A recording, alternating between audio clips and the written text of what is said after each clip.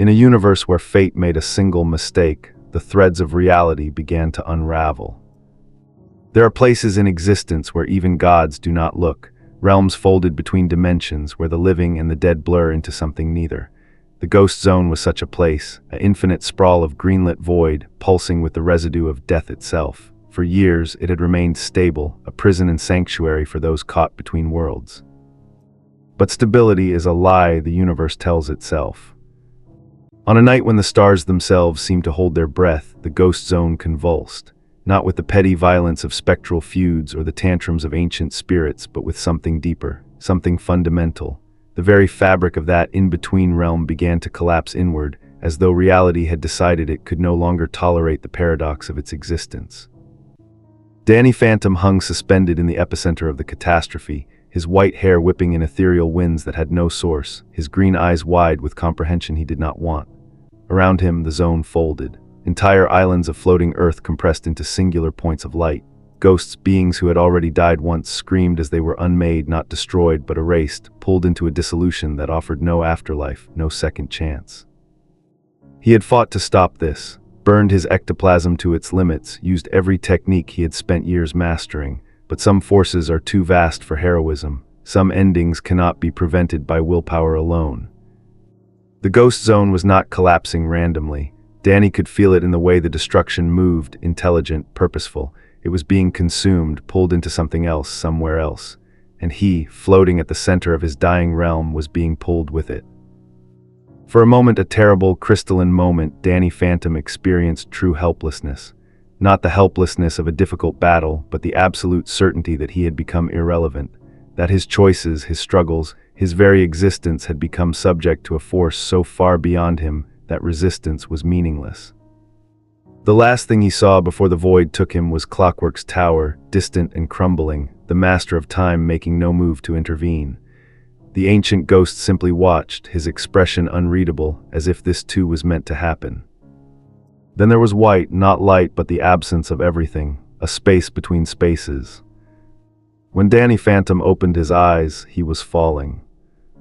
Not through the green corridors of the Ghost Zone, but through clouds, real clouds, thick and humid and impossibly blue. Below him stretched a world of impossible geography, floating buildings, crystalline towers, islands suspended in pastel skies, and everywhere he felt it. Power. Raw, undiluted, reality-bending power that made the strongest ghosts he'd ever faced feel like candles in a hurricane. It saturated this place, this universe, humming through the air itself. Kai. They would call it Kai here, though Danny had no way of knowing that yet.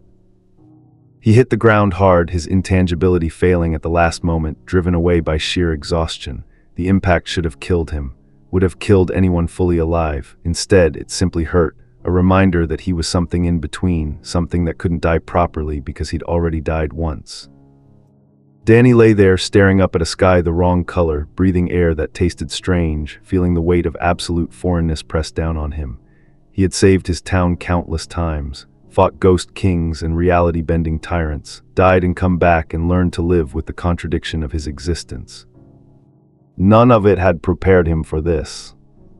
Somewhere in this new universe, in a place called the Sacred World of the Kai, a Omni-King was preparing to make an announcement.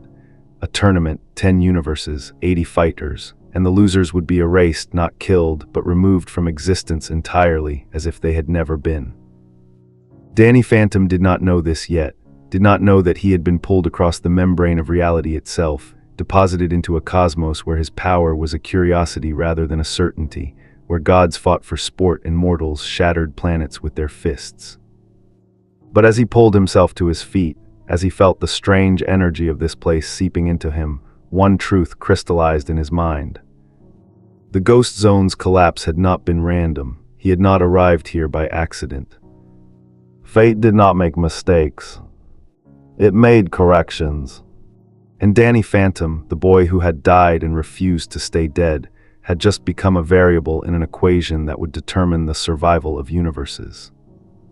He looked down at his hands, still glowing with that familiar ectoplasmic green, but flickering now, unstable in this new reality.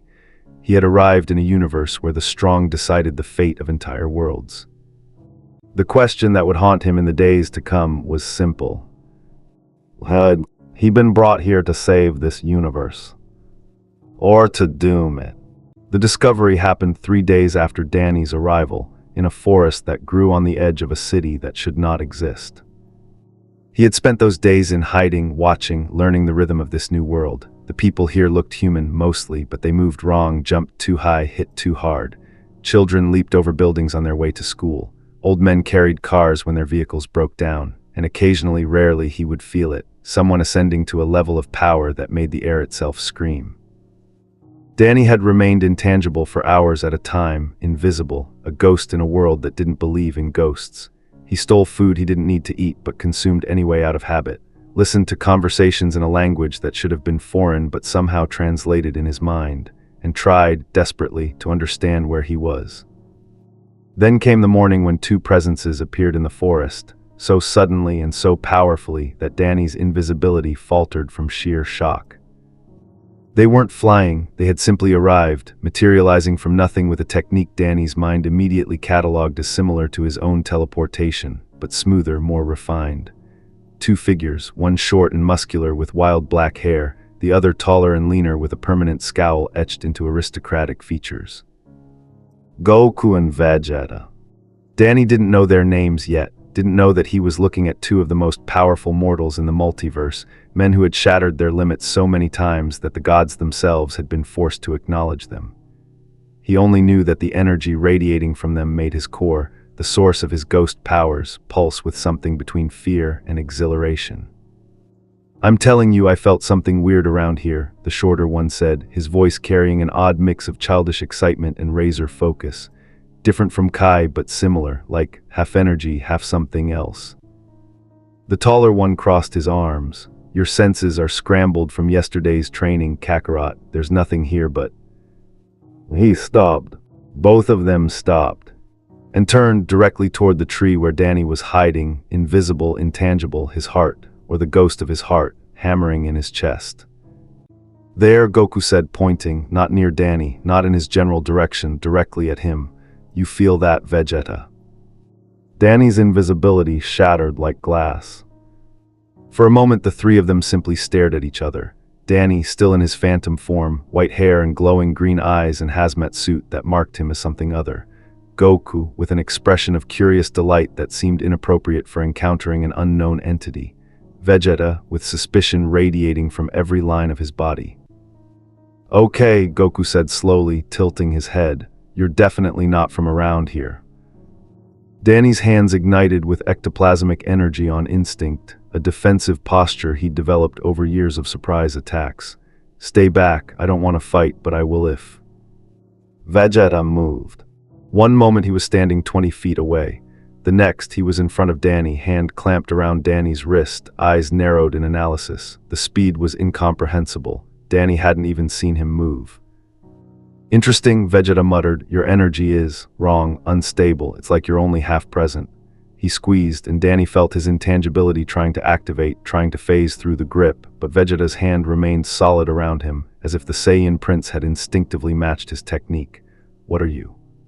Danny went intangible properly then, his entire body phasing, and Vegeta's hand passed through him. He flew backward, putting distance between them, ectoplasm crackling around his fists. "I said stay back." But Goku just laughed, not mockingly, but with genuine fascination. "Whoa, you can turn into nothing, that's so cool, can you teach me that?" The absurdity of the question, coming from someone who radiated enough power to vaporize a city, made Danny pause. These 2 weren't attacking, weren't treating him like a threat despite his obvious defensive posture. They were curious. "I'm not from this universe," Danny said, the words tumbling out. "I don't know how I got here. My world, my dimension, it collapsed and I woke up here, and I don't understand anything about this place except that everyone here is impossibly strong and I—" "Wise," Goku called out, not to Danny but to the empty air. "We found something weird, you're gonna want to see this." And then there was a 3rd presence. The angel appeared without fanfare, without energy signature, without warning. One moment the clearing was empty except for the 3 of them.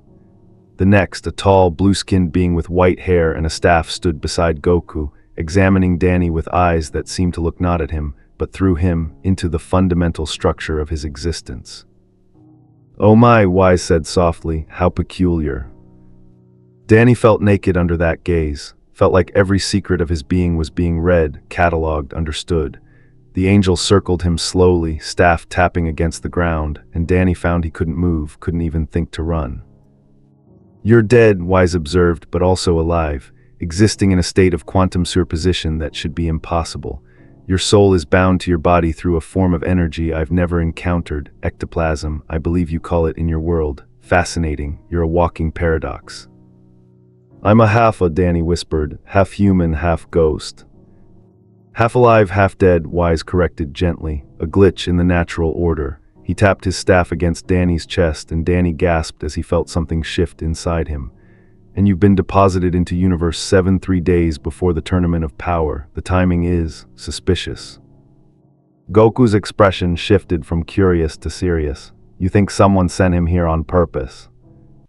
"I think," Wise said, still examining Danny with that unnerving gaze, "that the multiverse is vast and strange and sometimes cracks form between realities. What matters now is what we do with him." He stepped back, nodding as if coming to a decision. "His power is negligible by our standards, roughly equivalent to early Saiyan saga level, I'd estimate, but his abilities are unique. Intangibility, invisibility, energy manipulation of a type that doesn't register as normal Kai." "He could be useful in the tournament," Vegeta said, the calculation clear in his voice. "Wait, tournament?" Danny looked between them. "What tournament?" And so they told him. They told him about the Omni King, the childlike god who could erase universes with a thought, about the Tournament of Power, where 10 universes would compete, and the losers would be deleted from existence, about the fact that Universe 7 needed 10 fighters, and they were still searching for their final members. With each word, Danny's blood, or what passed for it, ran colder. "You're telling me," he said slowly, "that entire universes are going to be erased, trillions of people just gone?" "Yep," Goku said cheerfully, "that's why we have to win." Danny stared at him, trying to comprehend the casual acceptance of apocalyptic stakes. In his world, he'd fought to save his town, his friends, his family. The idea of an entire universe being at stake was beyond his comprehension. And yet he understood something these warriors didn't. He had died once, knew what it felt like to be caught between existence and nothing. The idea of erasure, true, complete, retroactive erasure, terrified him in a way that simple death never could. "If I help you," Danny said quietly, "can I go home afterward? Can you send me back to my universe?" Wise and Goku exchanged glances. Vegeta looked away. "Kid," Wise said, not unkindly, "your universe is gone. The dimensional coordinates I'm reading from you lead to a void. Whatever caused you to arrive here didn't just move you. It replaced your entire reality with nothing." Danny felt the words like a physical blow. Jazz, Sam, Tucker, his parents, everyone he'd ever known, ever fought to protect. "Gone. Then I have nothing to lose," he said, his voice hollow. "Sign me up for your tournament. If this universe gets erased too, at least I'll have company in the nothing." Goku's expression softened. He stepped forward, placing a hand on Danny's shoulder, and this time Danny didn't phase away. "Hey, I know that look. I've lost people too, lost whole planets, but giving up, that's not how we do things here. We fight, we get stronger, and we protect what matters." "What matters?" Danny laughed bitterly. "Everything I knew is gone." "Then we'll give you something new to protect," Goku said simply. "Starting with this universe, deal?" Danny looked at the hand extended to him, looked at Vegeta's calculating expression, at Wise's knowing smile, at Goku's impossible optimism. He was a ghost in a universe of gods, a paradox in a tournament that would decide the fate of reality itself. He had no choice. He had every choice. "Deal," Danny Phantom said, and shook the hand of a Saiyan. The tournament was 6 days away. His training was about to begin. Pain, Danny learned, was the universal language of improvement. The hyperbolic time chamber was a place that should not exist, a pocket dimension where time moved differently, where a year could pass in a single day outside. White void stretched in all directions, empty and absolute, marked only by a small building at the center that served as refuge and anchor to reality. Piccolo had brought him here. The Namekian stood across from Danny now, arms crossed, expression carved from stern pragmatism. Beside him, Gohan, the scholar fighter, the gentle warrior who held more power than Danny could comprehend, watched with analytical eyes. Your ectoplasm and our Kai are similar in principle, Piccolo said, his voice echoing strangely in the infinite white. Both are life energy, manipulated and weaponized, but Kai is refined, controlled. Your energy is wild, instinctive. You fight like someone who learned everything through necessity rather than training. Danny bristled at that. I've been doing this for 3 years. I've beaten ghost kings, reality warpers, time travelers. And here you would lose to Krillin, Gohan interrupted, not cruelly but factually. We're not trying to insult you, Danny. We're trying to save your life. The fighters you'll face in the Tournament of Power operate on a different scale. If you enter that arena as you are now, you'll be eliminated in minutes, or worse. Worse than elimination. Piccolo's eyes darkened. Jiren doesn't always stop at ringouts. They started with the basics. Gohan demonstrated Kai control, how to pull energy from every cell of his body, how to condense it, how to release it with precision. Danny tried to replicate it, drawing on his ectoplasm the same way, but the energy flickered and sputtered. His ghost powers had always been intuitive, instinctive. This required discipline he'd never needed. You're thinking of your energy as something separate from yourself, Gohan observed after Danny's 15th failed attempt. Kai isn't a tool you use, it's you. Every breath, every heartbeat. Wait, he paused. Do you have a heartbeat? Danny went very still. Sometimes, when I'm in human form, I do, like this, as Phantom. I don't know, I don't think so. Piccolo stepped closer, placing a hand over Danny's chest. His eyes narrowed. There's something there, not a heartbeat, but a pulse, your core. That's where your energy generates from. He pressed down, and Danny gasped as he felt his ghost core respond. That's your weakness and your strength. Unlike us, your power source is singular, concentrated. If someone finds it, they could. He didn't finish the sentence, didn't need to. The training intensified. Piccolo was merciless in a way that reminded Danny of his own self-training, the nights spent in the ghost zone pushing himself past exhaustion. But this was different. Piccolo didn't just push, he broke. Every technique Danny knew was dissected, examined, and often dismissed as inefficient. His ectoblasts were wild and energy wasteful. His intangibility was instinctive but had exploitable tells. His flight was fast but lacked the precision of Kai-based movement. You rely too much on your unique abilities, Piccolo said after effortlessly catching Danny in a chokehold despite his attempts to phase. In your world, being able to turn intangible was probably an overwhelming advantage. Here, there are fighters who can hit beings in other dimensions. Your tricks won't save you. They spent 3 days, 3 subjective weeks inside the chamber, just teaching Danny to merge his ectoplasmic energy with Kai principles. The process was agonizing. Every attempt felt like trying to reconcile 2 opposite forces, like mixing matter and antimatter in his very soul. And then it happened. On the 18th day, exhausted and bloody and pushed past every limit he thought he had, Danny threw a punch at Piccolo, and the Namekian blocked, but his eyes widened. Again, Piccolo commanded. Danny struck again, and this time he felt it. His ectoplasm wasn't just green energy anymore. It had weight, substance, the refined destructive potential of Kai merged with the strange physics-defying properties of ghost energy. Phantom Force, Danny whispered, naming the technique even as he discovered it. I can feel it. Like my ghost powers and this universe's energy are finally speaking the same language. Gohan smiled. You're adapting, that's good. Now we move to the hard part. The hard part was combat. Gohan held back so much that it must have been painful for him, and still Danny lost, over and over. The scholar fighter was patient, pointing out every mistake, every wasted movement, every moment where Danny's instincts from his own world betrayed him here. You're used to fighting people who can't hurt you when you're intangible, Gohan observed after sweeping Danny's legs for the 20th time. Here, you need to assume everyone can hit you, no matter what form you take. They taught him to fight like someone who could die, really die permanently, with no ghost form to fall back on. It was during the 4th week inside the chamber, 4 days outside, that Danny experienced it. They were sparring, Danny and Gohan, the latter finally using a fraction more of his power. Danny was doing well, had actually managed to land a hit, had started to believe he might survive this tournament after all. Then Gohan moved seriously. Just for a moment, just a single burst of speed, a strike that Danny saw coming but couldn't possibly avoid. The impact shattered Danny's ribs, sent him flying across the white void. He hit the ground and felt something inside him break, not his bones, but something. Deeper, his ghost core cracked. The pain was indescribable.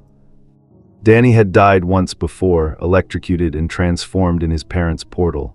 This was worse. This was his fundamental existence fracturing, the thing that kept him anchored between life and death coming apart.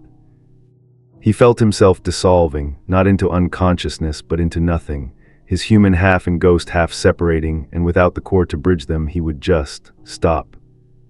No, Gohan's voice panicked, hands on his chest. Piccolo, I hit him too hard, I didn't mean to. Focus, Piccolo's hands joined Gohan's. Pour your energy into him, now. Danny felt their Kai flooding into him, foreign and burning, forcing his fractured core back together. It wasn't healing, it was cauterization, sealing the cracks with power that wasn't his own. The agony peaked beyond what consciousness should tolerate. And then he was whole again, gasping, shaking, alive and dead once more. But changed.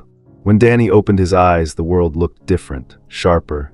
He could see Kai now, actually perceive the energy that flowed through Piccolo and Gohan like visible currents, and his own energy. Your aura, Gohan whispered, it's different. Danny looked down at his hands. The familiar green ectoplasm was still there, but threaded through with something new, something blue-white and crackling. Where his ghost energy and their Kai had merged in his broken core, a new form of power had been born.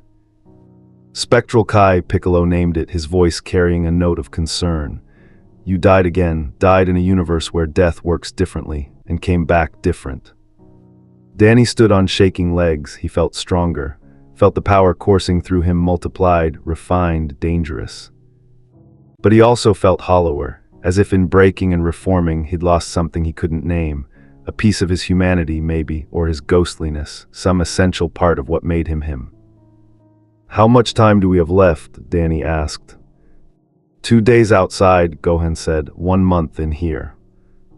Danny nodded, then we keep training. Whatever I lost, whatever changed, I'll figure it out later. Right now, I need to get strong enough to survive.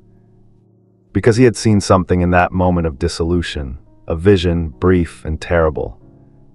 He had seen the tournament of power, seen himself fighting, seen universes erased in pillars of light. And he had seen himself falling, phasing into a void that was not quite erasure and not quite existence, screaming as reality itself rejected him. The vision had felt like prophecy, like fate, and Danny Phantom, the boy who had defied death itself, would spend the next month learning to defy that too. The world of void was nothing. Not empty, emptiness implied the absence of something that could exist. This was categorical nothing, a space outside of space, a moment outside of time. The arena hung in it like a mathematical proof, its tiles perfect and impersonal, its boundaries marked by nothing but the understanding that to fall beyond them was to lose everything. Danny stood with the fighters of Universe 7 and tried not to shake. Around him were legends, Goku and Vegeta trading insults that barely masked their battle-ready tension. Gohan calm and analytical, Piccolo arms crossed and eyes scanning the other universe's fighters. Android 17, who had spent their brief introduction time asking Danny uncomfortable questions about death. Frieza, whose very presence made Danny's core pulse with instinctive warning. And others, Krillin, Master Roshi, Tyne, Android 18, each carrying power that would have made them gods in Danny's world. And then there was him, the Haffa, the glitch, the boy who didn't belong.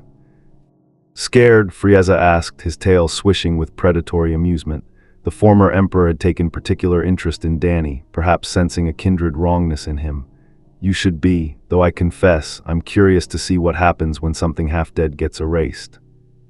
Frieza, Goku warned, but there was no real heat in it. Everyone was on edge.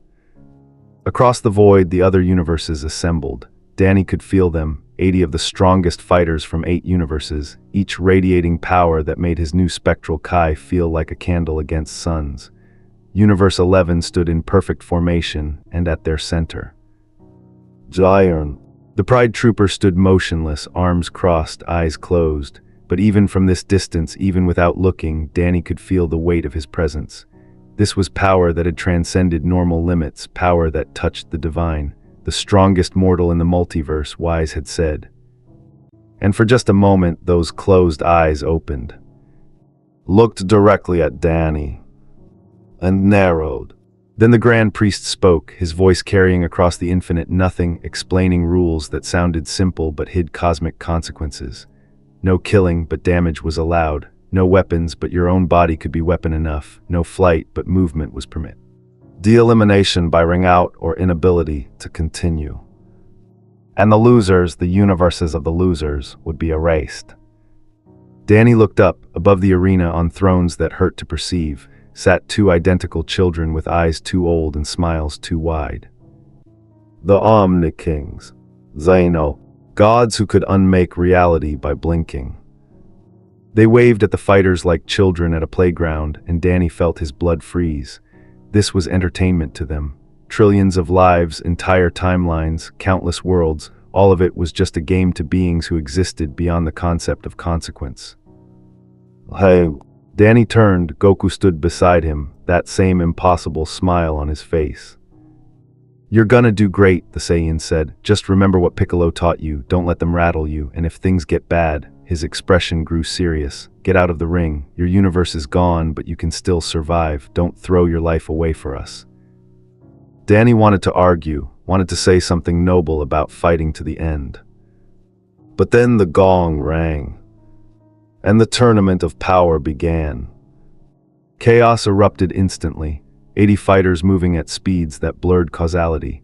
The air itself screamed with the discharge of Kai, with techniques that warped physics, with the sound of bones breaking and energy exploding. Danny went intangible on instinct, letting the first wave of violence pass through him. A beam of energy that could have vaporized a planet passed harmlessly through his chest. A warrior from Universe 9 tried to grab him and fell through, stumbling in confusion. What kind of trick? The fighter began. Danny's fist, solidified at the last instant, caught him in the jaw. The Phantom Force technique, perfected in the time chamber, hit with the impact of concentrated spectral Kai. The Universe 9 fighter's eyes rolled back, and Danny swept his legs, sending him tumbling toward the edge. First elimination. It felt hollow.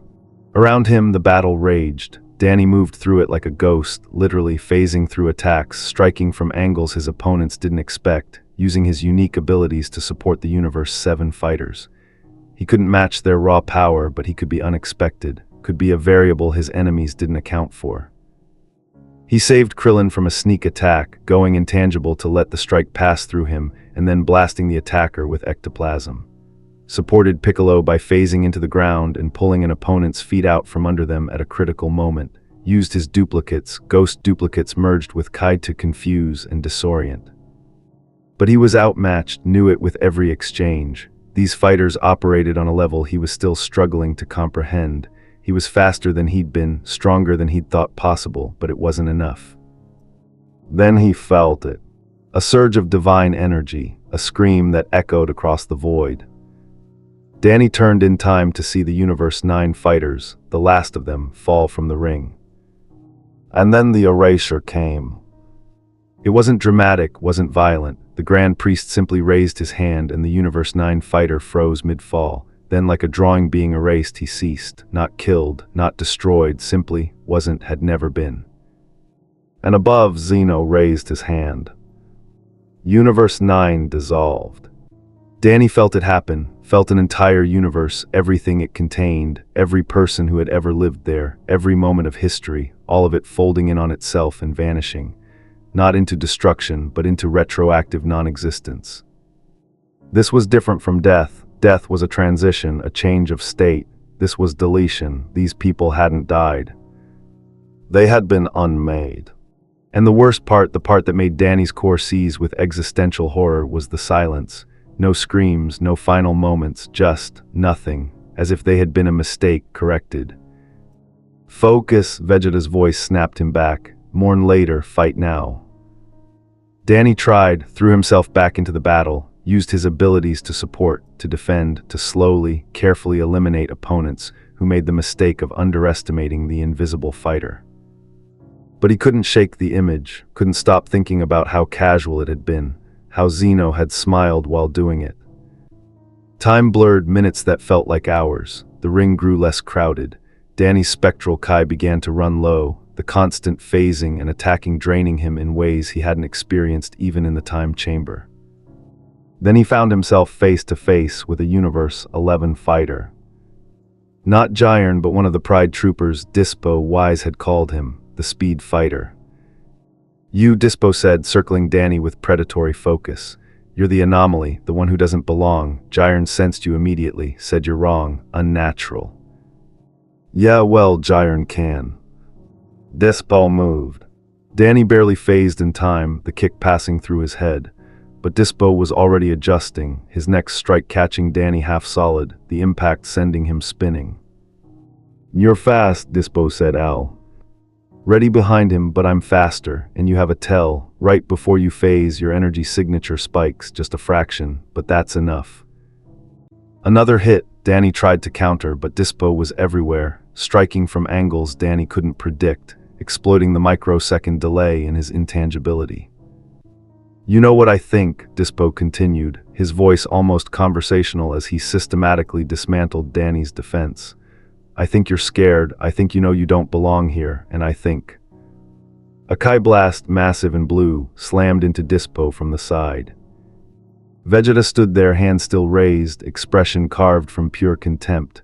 Enough talking, fight or fall. Dispo recovered midair, smirking, the Prince of Saiyans, now this is more. He stopped. Everyone stopped. Because across the arena, Jiren had opened his eyes. The pressure was immediate, absolute, like the weight of a universe focusing its attention. Danny felt his knees buckle, felt his spectral Kai flickering under the sheer presence of power that shouldn't exist in a mortal form. And Jiren was looking at him. No, not at him, through him, seeing something about Danny that even Danny didn't understand. "You weren't supposed to be here," Jiren said, his voice carrying across the arena despite the distance, despite the chaos. "I can see it. You're an error, a glitch in causality." Goku stepped forward, going Super Saiyan Blue in an instant. "Hey, now he's with us. You got a problem with that?" But Jiren's eyes never left Danny. "I don't know what you are," the Pride Trooper said, his power beginning to rise, the air around him distorting. "But you disturb the natural order. You exist in a state that shouldn't be possible, and I've devoted my life to justice, to order, to strength," Frieza interrupted, having appeared beside Danny with that characteristic smirk. "Don't dress it up in philosophy, Pride Trooper. You're powerful, and you use that power to enforce your vision of order. In that, we're not so different." Jiren's expression darkened. "We are nothing alike, Emperor."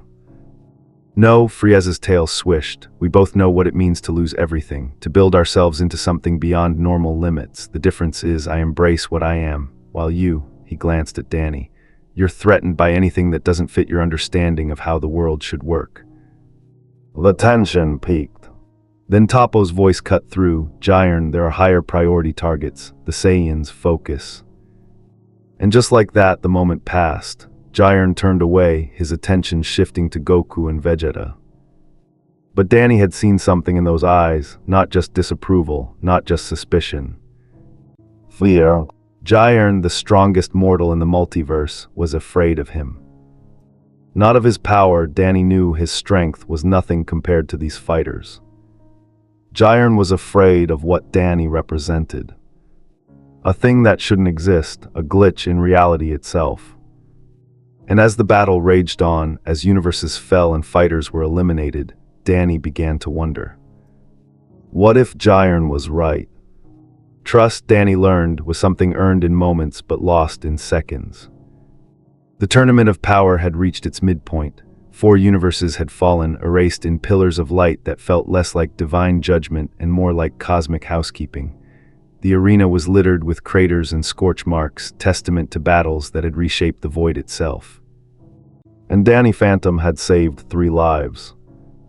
The first was Krillin, pulled intangible through a killing blow meant to shatter his skull. The second was Android 18, phased underground to avoid an energy barrage that would have torn her apart. The third was Gohan, yanked into temporary invisibility to escape a coordinated assault from Universe 3's fusion warriors. 3 saves, 3 fighters who would have been eliminated, or worse, without his intervention. And yet, the looks he received from his own team had shifted. It started with small things. Master Roshi asking how exactly Danny's intangibility worked, his tone probing, analytical. Android 17 wondering aloud if there were limits to how many people Danny could phase at once. Piccolo watching him with narrowed eyes whenever Danny emerged from the ground or materialized from invisibility. "You're making them nervous," Frieza observed, floating beside Danny during a brief lull in combat, the Emperor's tail swished with amusement. "They're not used to abilities they can't replicate or counter. Kai, they understand transformations, divine energy, even my own particular talents, all within their paradigm of power. But you," he smiled, "you cheat, you ignore the rules of reality itself." "I'm helping them," Danny shot back, watching as Goku and Vegeta tag-teamed a Universe 2 fighter. "Without me, we'd have 3 fewer fighters right now." "Exactly, and that's what terrifies them." Frieza's eyes gleamed. "Because if you can save them, you can also choose not to, because your abilities operate on principles they can't sense or predict, because you're a variable they can't control." Danny wanted to argue, wanted to insist that his teammates trusted him. Then the incident happened. A Universe 4 fighter, invisible, erased from normal perception, attacked Vegeta from behind. Danny saw him, his ghost sense tingling, his ability to perceive the intangible making the assassin stand out like a beacon. Danny phased, moving through space itself, and materialized inside the attacker's guard. His fist, charged with spectral Kai, caught the Universe 4 fighter in the solar plexus. The impact was devastating. Danny had been holding back before, afraid of his new hybrid power, but this time he struck with full force. The fighter's scream was cut short as his body began to flicker. Not fade, not dissolve, but flicker, as if caught between states of existence. Danny pulled back immediately, horror flooding through him, but it was too late. The Universe 4 fighter was phasing, not by choice, but by damage. Danny's spectral Kai, merged with the half-dead nature of his own existence, had infected the fighter's energy signature. And then the fighter fell through the ring. Literally through it, phased through the solid arena floor and into the void below. Not eliminated by ring out, but displaced into the space between spaces. The Grand Priest's eyes narrowed. Zeno leaned forward on his throne, curious. And the Universe 4 fighter didn't reappear, didn't fall into the spectator stands, simply wasn't anymore, but not erased by Zeno's hand, gone somewhere else. Vegeta rounded on Danny immediately. "What did you do?" "I didn't mean to," Danny started. "That fighter didn't get eliminated," Piccolo interrupted, his voice tight. "He just vanished. The Grand Priest is looking at you, Danny. This wasn't a normal ring out." Above, the Grand Priest raised one hand. The entire tournament froze, every fighter locked in place by divine authority. His voice echoed across the void. "Fighter from Universe 7, the Halfa, your technique is unprecedented. Explain." Danny's core seized with fear, all eyes on him. All 80 remaining fighters, all the gods, all the angels, and above them, Zeno himself, watching with those 2 wide eyes. Danny's voice cracked. "I hit him with my energy. It's part ghost energy, part Kai. I didn't know it would." "You displaced him into an adjacent dimensional layer," the Grand Priest said, his tone clinically neutral. "A space that exists between the world of void and true nothingness. Even I cannot easily retrieve him from there." He tilted his head. "Interesting, you found a loophole in the tournament's rules. Not quite killing, not quite erasure, simply removal." Zeno clapped his hands with delight. "Ooh, a new trick. Keep going, this is fun." The tournament resumed. But everything had changed. Danny felt the shift immediately. The Universe 7 fighters no longer positioned themselves near him. When he tried to support them, they moved away, handled their own battles. Piccolo's telepathic voice touched his mind once. "Be careful with that technique. If you can displace enemies into the void, you can displace allies too, intentionally or not." The implication cut deeper than any attack. They didn't trust him not to accidentally erase them. Hours passed. Danny fought alone now, targeting isolated fighters, trying to use his abilities without triggering that same displacement effect. But it was hard. His spectral Kai wanted to phase things, wanted to blur the line between existence and non-existence. It was his nature, and fighting against it meant fighting at half strength. He saved Tyne from a Universe 2 fighter by going intangible and letting the attack pass through him. But when he solidified to counterstrike, Tyne was already gone, having disengaged the moment Danny materialized. He tried to coordinate with Android 17, but the Ranger kept his distance, fighting with precise efficiency that needed no support. Even Gohan, who had trained him, who had shown him kindness, Gohan fought his own battles now, casting occasional glances at Danny that mixed concern with wariness. Only Frieza remained unchanged. The Emperor seemed to find the entire situation amusing. "Welcome to the club," Frieza said, blasting a Universe 6 fighter with casual cruelty. "The club of those whose very existence makes others uncomfortable. I've been in it for quite some time. The membership benefits are terrible, but the perspective is invaluable." "I'm nothing like you," Danny said. "No," Frieza's tail wrapped around an attacking fighter, slamming him into the arena floor. "You're half dead. I've died and been resurrected. You phased through reality. I've conquered it. You're an accident of nature. I'm a deliberate evolution beyond mortal limits. But we're both," he paused, dodging a beam attack, "inconvenient to the natural order." Danny hated that Frieza's words made sense. Then Universe 6 fell. The Saiyans of that universe, Kaba. Caulifla Kale had fought valiantly. Danny had watched them, seen in Kaba's eyes the same determination he'd once carried, the same desperate need to protect something larger than himself. Kaba fell first, eliminated by a Universe 11 fighter. Then Caulifla, pushed beyond the ring despite her berserker strength. And finally Kale, whose power had rivaled even Goku's, overwhelmed by coordinated assault. The last Universe 6 fighter hit, the assassin stood alone. Danny watched as Jiren approached him, power radiating like a sun. It wasn't even a fight. Jiren moved once, hit, for all his time manipulation and legendary skill, couldn't even react. The Pride Trooper's fist caught him cleanly, and Hit fell from the ring like a puppet with cut strings. Universe 6 was out of fighters. And the Grand Priest raised his hand. Danny felt it building, the same reality-warping pressure as before. He wanted to look away, couldn't. Watched as the Universe 6 spectators began to fade, their expressions shifting from fear to confusion to nothing. But Kaba's scream cut through everything.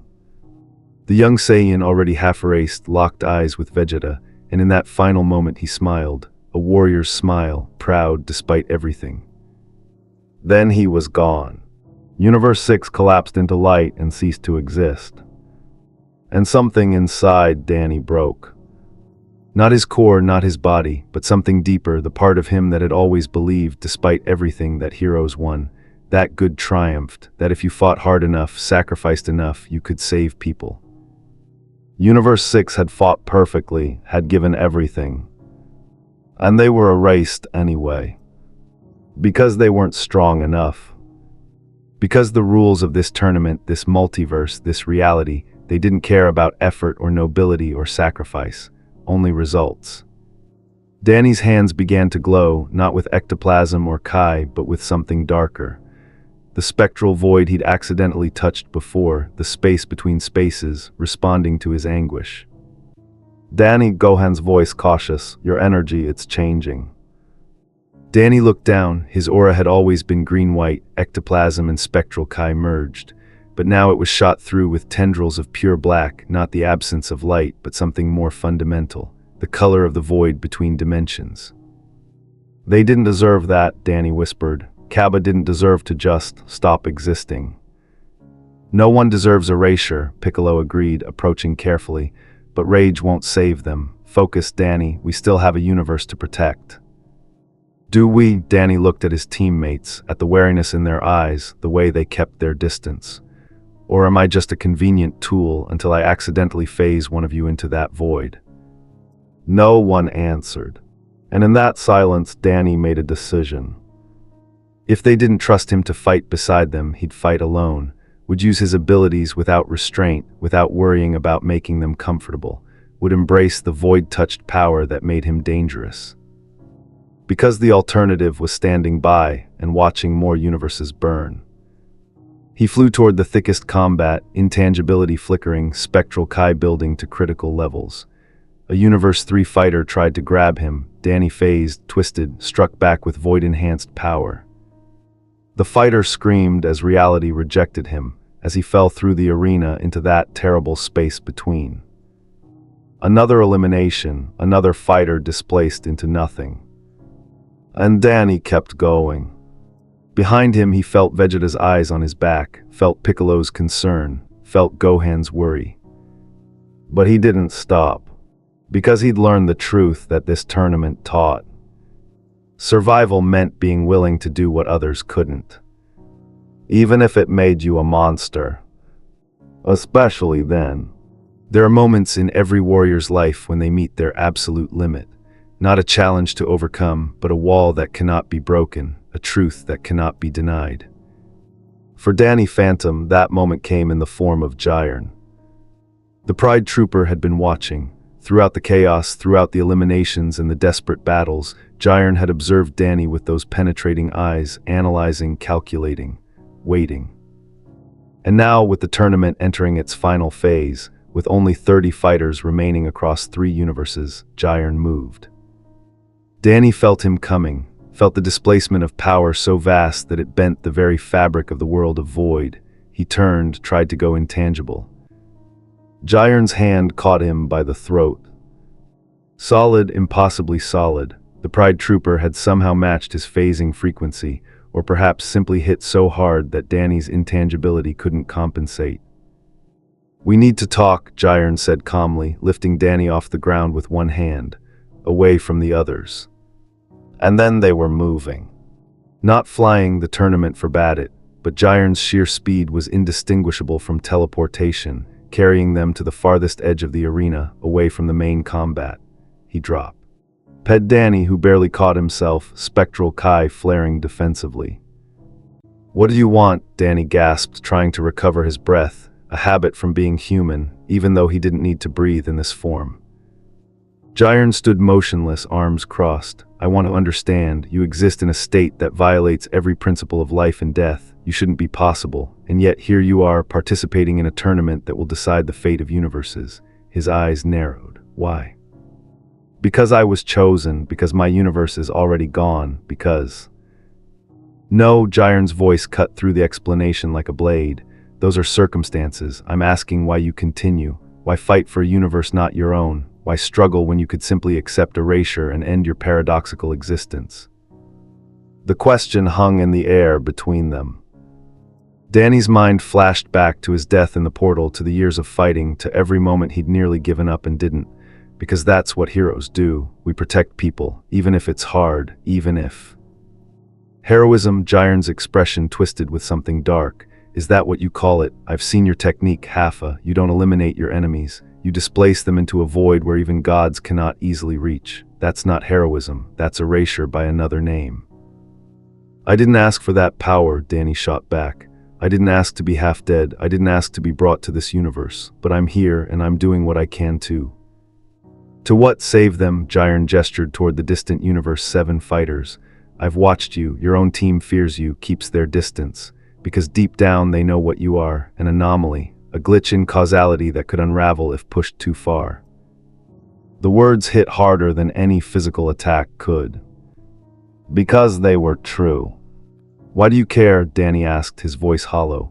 "Why single me out? There are stronger fighters here. Goku, Vegeta, even Frieza is." "I don't care about them." Jiren's power began to rise, subtle but unmistakable. "They are what they are, mortals who achieve divinity through effort. But you," his eyes burned with intensity, "you disturb me. You exist in a quantum state that shouldn't be stable. And I need to know, when I fight you, when I hit you with everything I have, will you die, or will you simply cease?" Danny's core pulsed with understanding. Jiren wasn't threatening him, he was asking, genuinely asking. Because Jiren had lost everything once, had watched his master die, his teammates fall, his entire world burn because he wasn't strong enough. and he'd built himself into the strongest mortal alive to ensure it never happened again. But strength meant nothing if you couldn't predict the outcome, and Danny, who existed outside normal rules, represented an unpredictable variable. "I don't know," Danny admitted quietly. "I've died once already, became this. If I die again in this universe with this spectral Kai inside me," he looked at his hands, "I don't know what happens. Maybe I become a real ghost. Maybe I just stop, maybe." "Maybe you take everyone with you," Jiren finished. "That void you access, that space between dimensions, if you died while connected to it." His expression was unreadable. The tournament could collapse, all remaining universes caught in the backlash of a paradox unraveling. Danny felt ice crystallize in his veins. He hadn't thought of that, hadn't considered that his death might be more dangerous than his life. "Is that why you haven't eliminated me?" Danny asked. "Because you're afraid of what might happen?" "I'm not afraid of anything," Jiren said flatly, but his eyes told a different story. "I simply recognize threats, and you, Hafa, are a threat unlike any I've encountered, not because of your power, you're weak by the standards of this tournament, but because of what you represent." "And what's that?" "Chaos," Jiren's aura flared red and overwhelming. "The rejection of natural order. In my universe, I've dedicated my existence to justice, to order, to strength that protects, but you..." He took a step forward and Danny instinctively stepped back. "You're living proof that sometimes the rules don't matter. That existence itself can be paradoxical, unstable, wrong, and persist anyway." "That terrifies you," Danny realized, "because if I can exist, then maybe strength isn't enough. Maybe order isn't absolute, maybe." "Maybe I suffered for nothing," Jiren whispered, his voice barely audible. "Maybe my master died for nothing. Maybe all the power I've accumulated, all the order I've imposed, maybe it's all meaningless if reality itself can produce glitches like you." For a moment they simply looked at each other, two fighters from different universes, different realities, bound by the same trauma, loss, transformation, and the desperate need to ensure it never happened again. Then Jiren's power exploded. Not fully, not his ultimate form, but enough that the arena beneath. Their feet cracked, enough that fighters across the battlefield paused to feel the pressure. "I'm going to test you," Jiren said, his voice resonating with finality. "I'm going to push you to your absolute limit, and we're both going to learn the truth. Are you a fighter who can evolve, or are you simply an error waiting to be corrected?" Danny barely had time to go intangible before Jiren moved. The Pride Trooper's fist passed through Danny's phased chest and kept going, the shockwave alone sending Danny flying backward. He solidified midair, fired a barrage of spectral Kai blasts, each one carrying the void-touched power that had displaced other fighters. Jiren walked through them like they were mist. "Is that all?" His voice was disappointed. "You rely too much on your unique nature. Fight me like a warrior, not a ghost playing at one." Danny gritted his teeth, dropped to the arena floor and launched himself forward, fists blazing with every technique he'd learned in the time chamber. Phantom force punches, enhanced with Kai, aimed at pressure points Piccolo had taught him. Jiren blocked each one with a single finger. "You've been trained," the Pride Trooper acknowledged, "but training means nothing without the will to transcend your limits." He struck back, a palm thrust that caught Danny in the chest. The impact was surgical, precise, targeting Danny's ghost core with unerring accuracy. Danny felt his core crack again, like it had during training with Gohan, but worse. Felt his human half and ghost half beginning to separate, the fundamental paradox of his existence threatening to unravel. And the void opened. Not by choice, not by technique, but in response to his dissolution. Reality itself fractured around Danny, revealing the black space between dimensions, the realm he'd been accidentally touching throughout the tournament. And Jiren, still close from his attack, felt it too. Felt the pull of absolute nothing. For just a second, a fraction of a heartbeat, Danny saw fear flash across Jiren's face. Real fear. The Pride Trooper felt the void's hunger, felt how close he'd come to being pulled into that space where even gods feared to look. Jiren jumped backward, putting distance between them, his aura flaring to maximum as if to anchor himself to reality. And Danny, core still cracking, looked at his hands and saw them flickering, fading in and out of existence, caught between too many states at once. What are you? Jiren demanded, and for the first time his voice carried emotion. What happens if you fully break? Danny didn't have an answer, but he could feel it building. The void was inside him now, not just connected but merged with his spectral Kai. Every time his core cracked, it bled through more, and if he broke completely. I don't know, Danny gasped, but maybe you're right. Maybe I am just an error, a mistake the multiverse made. Then let me correct it, Jiren said, but his stance was defensive now, wary. Let me end you cleanly before you. Before I take everyone with me, Danny laughed bitterly. That's what you're afraid of, that I'm a bomb and you can't predict when I'll explode. Yes. The honesty stopped Danny cold. Jiren's expression had shifted not to pity but to something resembling respect. I've fought gods and monsters, defeated warriors who claimed to be invincible, but you, he lowered his guard slightly. You're something different. You're not trying to be strong, you're trying to stay coherent, and that's a battle I can't help you with. So what now? Danny asked, his core slowly stabilizing, the void receding. We just stand here, or do you eliminate me and risk whatever happens when I fall? Jiren was silent for a long moment. Then fight beside me. Danny blinked. What? For the remainder of the tournament, Jiren clarified. You're a liability to everyone, including yourself, but if I'm close, if I can monitor your energy, perhaps I can prevent you from fully fracturing. His eyes burned with determination. And when this is over, when our universes are saved, I will find a way to stabilize your existence, or end it mercifully. It wasn't friendship, wasn't even alliance. It was two broken people recognizing each other's damage and choosing, temporarily, not to be alone in it. Why help me? Danny asked. Because I know what it means to carry power you didn't ask for, Jiren said quietly. To be shaped by loss into something you never wanted to become. I chose strength, you had it forced upon you, but the result is the same. We're both afraid of what we might do if we lose control. Danny thought about his team, about the way they distanced themselves, the fear in their eyes. About how Jiren, the strongest mortal alive, was the first person in this universe to see his existence as something other than a threat to manage. Okay, Danny said, but I'm not switching universes. I'll fight for Universe 7, and if we face each other in the end, then we fight, Jai.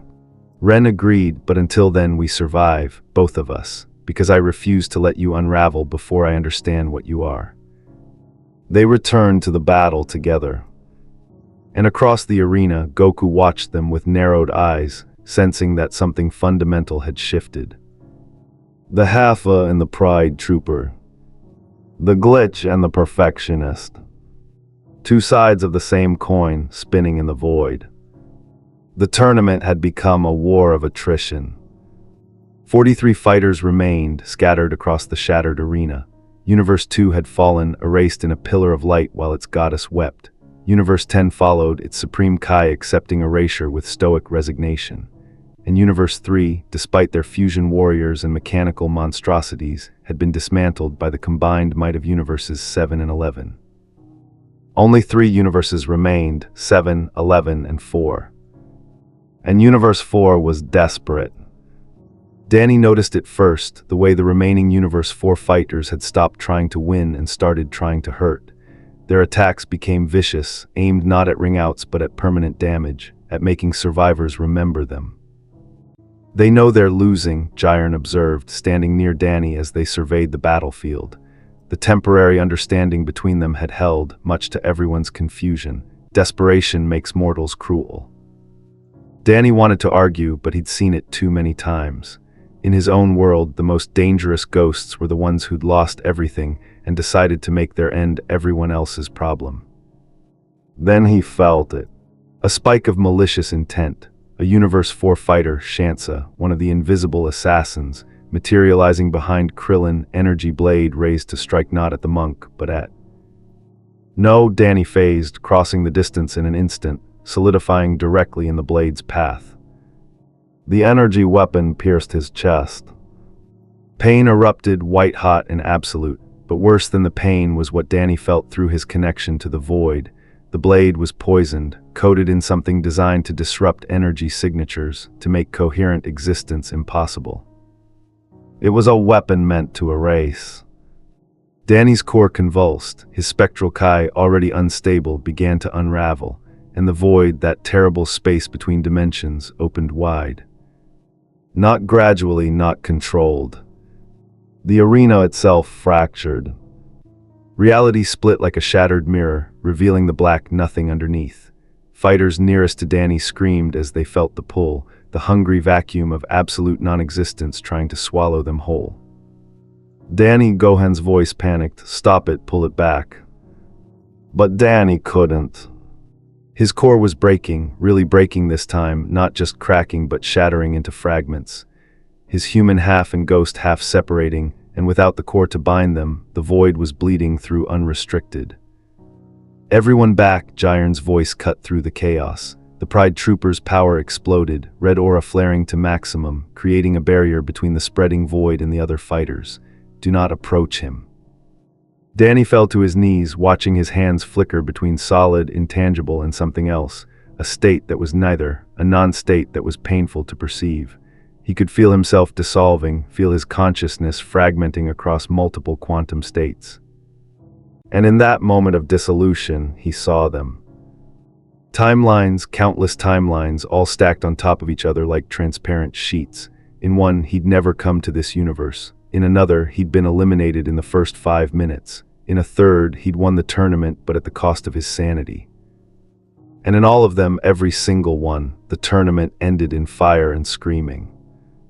"This is wrong," Danny whispered, his voice echoing strangely, coming from multiple states at once. "The tournament, it's not about survival, it's about..." "HALFA," the Grand Priest's voice, commanding and absolute. "Restrain your energy immediately, or you will be forcibly removed from the tournament." But Danny didn't know how. His core was too far gone, his existence too fragmented. Then Frieza was there. The Emperor moved through the void's pull as if it were nothing, his golden form blazing with power. He grabbed Danny by the shoulder, and his eyes, those terrible ancient eyes, met Danny's fractured gaze. "Listen to me very carefully, child," Frieza said, his voice low and urgent. "I have died multiple times, I know what non-existence feels like. And I'm telling you, this void you're touching, it's not death, it's worse. It's the space between possibilities, where nothing is real and everything is pain." "I can't," Danny gasped. "I can't stop it, my core." "Then don't try to rebuild it," Frieza interrupted. "Accept the break, let yourself fracture, but instead of trying to be whole, be fragments. Multiple stable states instead of one unstable whole." It was insane advice, went against everything Danny had been taught, everything he'd struggled to maintain. He was a half of two things, to fracture further would mean. What, becoming less than half, or becoming more? Danny stopped fighting the dissolution. Stopped trying to hold his core together, stopped trying to maintain the paradox of being alive and dead simultaneously. Instead, he let himself break. And in breaking, he transformed. His form shattered into multiple instances of himself, each one existing. G in a different quantum state, one fully ghost, one fully human, one intangible, one solid, one touched by the void, one blazing with Kai. 6 versions of Danny Phantom, all existing simultaneously, all connected by threads of spectral energy that wove between them like a web. The void receded. The fractures in reality sealed. And Danny, all 6 instances of him, stood in perfect synchronization, speaking with one voice that came from 6 mouths. What am I now?" Frieza stepped back, smirking. "You're something new, congratulations. You've evolved through catastrophic failure, very Saiyan of you." The Grand Priest descended, examining Danny's new state with clinical interest. "Fascinating. You've achieved stable quantum superposition across multiple instances. Each version of you exists in a different state, but connected through your spectral energy. This is," he paused, "unprecedented." Jiren approached cautiously. "Can you fight like this?" All 6 Dannys turned to look at him, and with 6 voices they answered, "I don't know, but I guess we're about to find out." The Universe 4 fighter who had stabbed him, Shansa, tried to flee, tried to turn invisible and escape into the chaos. But 6 pairs of eyes tracked him perfectly. One Danny intangible, one solid, one human, one ghost, one void touched, one Kai blazing, and all of them moving as one. Shansa didn't stand a chance. The coordinated assault was overwhelming. Where one Danny phased through his defenses, another struck solid. Where one pulled him toward the void, another anchored him with Kai. Where one confused him with invisibility, another attacked from a blind spot. In seconds, the Universe 4 fighter was at the edge of the ring.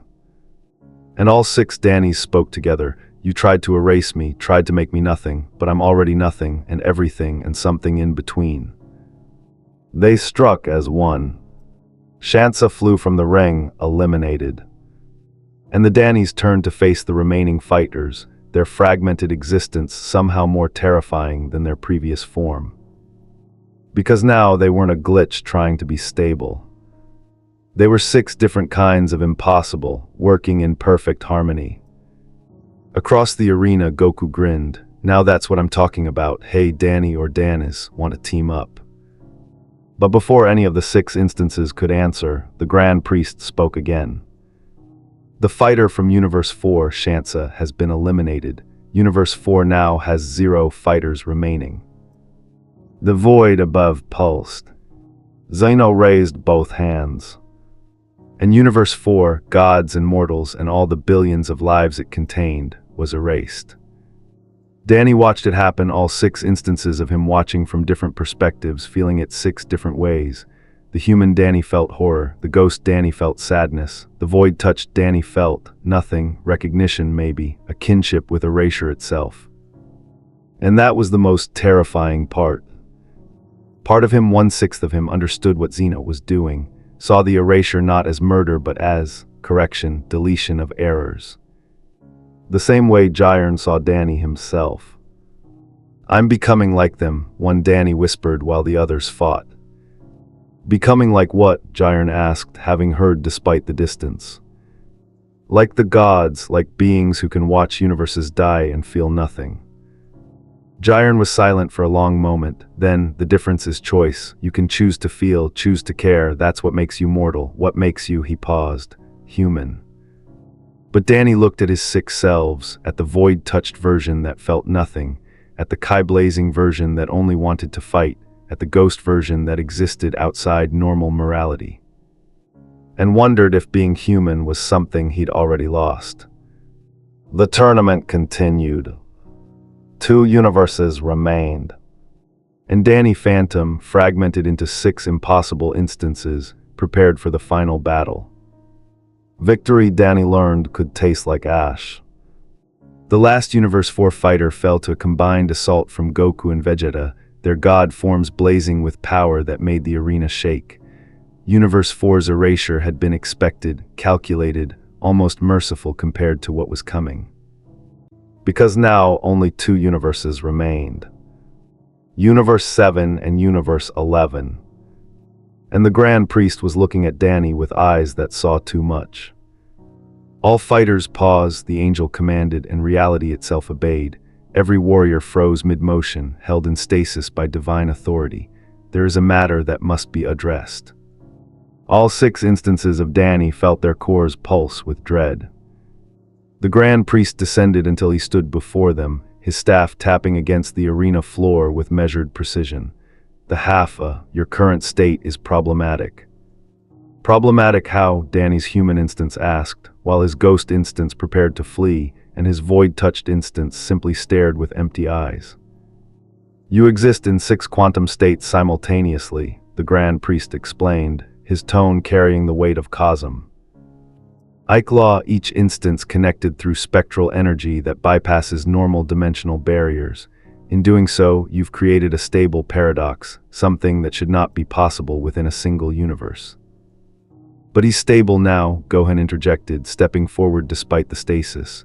Somehow the Grand Priest allowed it. He's not fracturing reality anymore. He's learned to control it.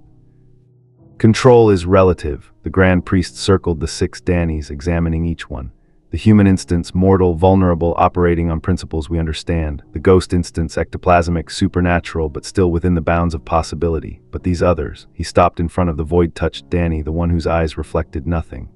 This one exists partially outside the tournament itself. It's touching the space between the world of void and true erasure.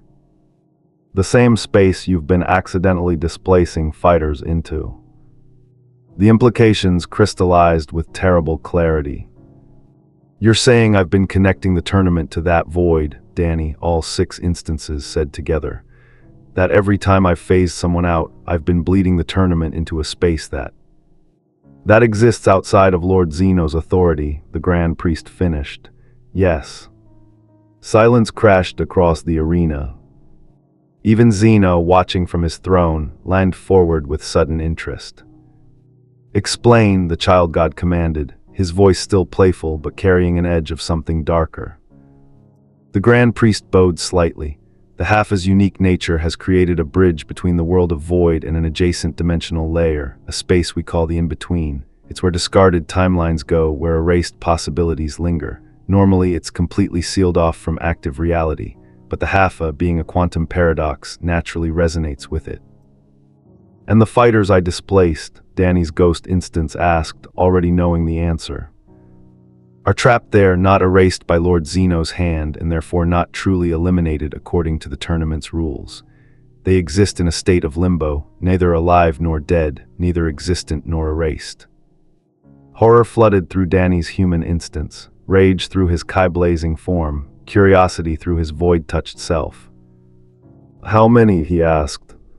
7 fighters from various universes, the Grand Priest replied, all displaced into the in-between when you struck them with your void-enhanced attacks. They've been there, conscious and aware, experiencing time in that space where minutes feel like years. Danny felt his cores, all 6 of them, twist with guilt. He'd thought he'd been eliminating fighters cleanly. Instead, he'd been condemning them to a fate worse than erasure, trapped in the space between existence and nothing, aware but unable to act, watching reality from outside its boundaries. This is wrong, Vegeta spoke up, his voice tight with barely controlled fury. If those fighters aren't truly eliminated, then their universes should still have them counted, the Grand Priest agreed.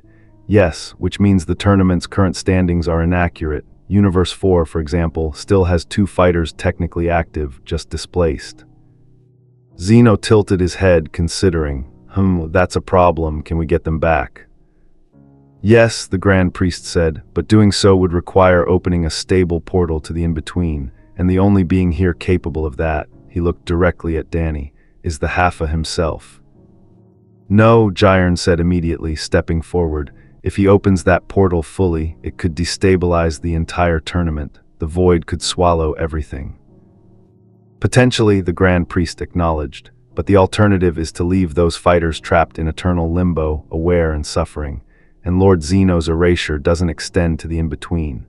Those beings would continue to exist, watching their universes be erased, unable to do anything about it.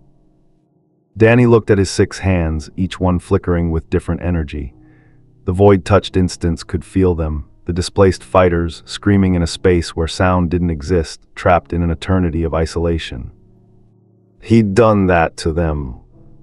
Not intentionally, not maliciously, but the result was the same. I'll do it, Danny said through all 6 mouths. I'll open the portal and bring them back, but he looked at Jiren, I need you to anchor me, keep me from being pulled in completely. Why would I help you? Jiren asked, though his expression suggested he already knew. Because you understand what it means to live with the consequences of your power, Danny said quietly. You built yourself into the strongest mortal alive because people died when you were weak. Well, I hurt people because I'm too unstable, and I need to fix that. Jiren studied him for a long moment, then nodded. I'll anchor you, but if you start to fracture, if the void begins to consume the tournament, I will eliminate you myself. Permanently. Deal. The Grand Priest stepped back. Proceed, but be warned, the in-between is not meant for living beings. What you see there may change you. All 6 Dannys moved to the center of the arena, forming a circle. Each instance began to glow with their respective energies, human warmth, ghost cold, Kai heat, void nothing, and the 2 others pulsing with combinations thereof. And together they reached for the space between spaces. Reality peeled back. The arena fractured, not breaking but revealing layers beneath layers, and through the gap, Danny saw it. The in-between. It was a library of discarded moments, timelines that had been erased, futures that had been prevented, pasts that had been rewritten, all of them preserved here like specimens in amber. Infinite corridors of frozen time, each one showing a different version of reality. And scattered throughout, trapped like insects in crystal, were the 7 fighters he'd displaced.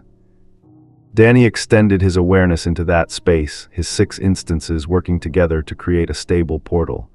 He felt the pull immediately, the in-between wanting to claim him, to add his paradoxical existence to its collection of impossible things. But Jiren's hand clamped down on one instance's shoulder, his overwhelming power serving as an anchor to proper reality. "I have you," the Pride Trooper said. "Retrieve them." Danny reached into the void. The first fighter he touched screamed, a silent scream, a sound that existed in every timeline simultaneously. They'd been trapped for subjective centuries in the minutes since their displacement, watching infinite versions of reality play out, unable to affect any of them. Danny pulled them back into the tournament, and they collapsed, weeping, mind fractured by the experience. One by one, he retrieved them all. 7 fighters, each one broken by their time in the in-between, each one looking at Danny with expressions that mixed terror and gratitude. And as he pulled the last one free, Danny's void-touched instance lingered. Because in the in-between, it saw something else. A presence. Something that existed in that space, that had always existed there, watching the multiverse from outside its boundaries. Something vast and ancient and interested in Danny specifically. It spoke, though it had no voice. "You were brought here deliberately, Paradox. The collapse of your ghost zone was not natural. I needed you in this tournament." "Why?" Danny's void-touched instance asked. "Because this reality is stagnant. The OMNI King erases universes to maintain balance, but he does not create, does not evolve. You are mutation, chaos, the possibility of change."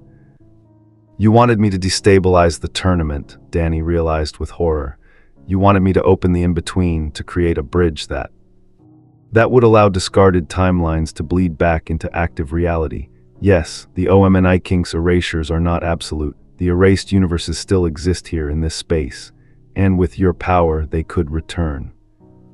"That would destroy everything," Danny whispered. "Active reality couldn't handle the paradox of erased universes coming back. It would shatter causality itself. Or it would evolve, become something new, something better." "You're insane." "I am inevitable. I am the space between all things. And you, Paradox, are my prophet." Danny felt his void-touched instance being pulled deeper, felt the presence trying to claim him fully. But his other 5 instances worked together, pulling the void-touched version back, forcing all 6 to remain in active reality. The portal collapsed. The in-between sealed. And Danny stood before the Grand Priest, all 6 instances breathing hard, carrying knowledge that felt like poison. "It's done," Danny said. "The fighters are retrieved." "Yes," the Grand Priest observed, looking at the 7 traumatized warriors. "Though I suspect their fighting capacity is compromised, still they are returned to their proper universes for the tournament's conclusion." He paused. "You saw something in there, didn't you? Something we don't discuss." Danny met his eyes. "There's something living in the in-between, and it's been watching this tournament, watching Zeno, waiting." The Grand Priest's expression didn't change, but something in his posture shifted. "I see. And did this presence give you a message?" "It said I was brought to this universe deliberately, that my arrival wasn't an accident."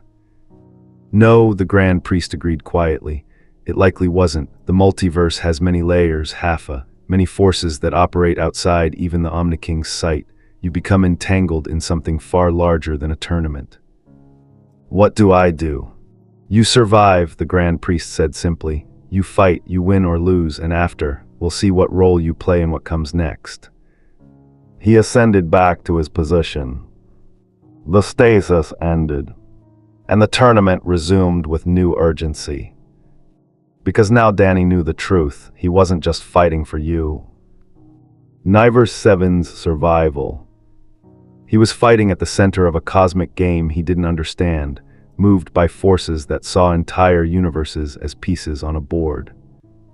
And the presence in the in-between was still watching, waiting for him to fracture again, waiting for him to open the door. There are moments when heroes realize that winning and surviving are not the same thing. The tournament had devolved into a battle of titans. Goku fought Jiren in a clash that shook the world of Void itself, both warriors pushing into forms that transcended mortal limits.